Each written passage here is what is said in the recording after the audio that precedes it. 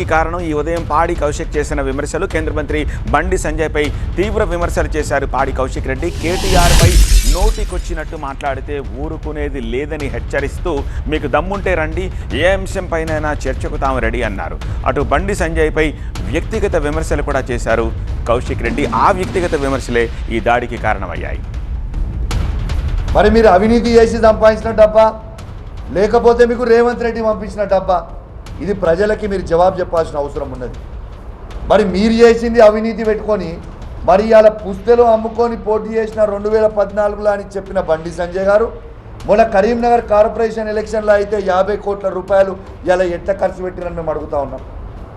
నేను ఛాలెంజ్ విసురుతా ఉన్నా, నీకు దమ్ము ధైర్యం ఉంటే నువ్వు మొగనువే అయితే నేను సవాల్ విసురుతున్నా కరీంనగర్ గడ్డ మీద నుంచి.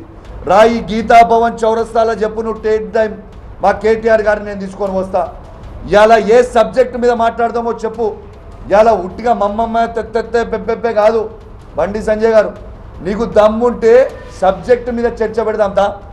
ఇరిగేషన్ మీద చర్చ పెడతావా కేటీఆర్ గారితో, దా వస్తాడు మా కేటీఆర్ గారు. సివిల్ సప్లై మీద చర్చ పెడతావా, దా వస్తాడు. ఇలా మేము కూడా అనొచ్చు కదా బండి సంజయ్ గారు, ఇలా తంబాకు తినుకుంటూ దాంట్లో డ్రగ్స్ మిక్స్ చేసుకొని తంబాకు తింటేనే మీకు ఎంటికలని ఊసిపోయిన సైడ్ ఎఫెక్ట్ ఈ గుండు అందుకే అయినరని నేను కూడా అనుకుంటున్నాను. మరి మీకు కూడా డ్రగ్స్ టెస్ట్ ఇవ్వాలి, ఖచ్చితంగా ఇవ్వాలి బండి సంజయ్ గారు. మీకు కూడా ఇలా మాట్లాడుకునేది నోటికొచ్చినట్టు మీరు మాట్లాడితే నోటికొచ్చినట్టు మేము మాట్లాడలేమా? మాకు రాదా? మాకు చేత కాదా? ఇలా డ్రగ్స్ టెస్ట్కి రాని మరి సిద్ధంగా ఉన్నారు మేము కూడా. అసలు ఇలా టాపిక్ ఏంది కరీంనగర్ పట్టణంలో? ఇలా మీరు ఇలా సిగ్గుపడాలి బండి సంజయ్ గారు అని నేను అంటూ ఉన్నాను.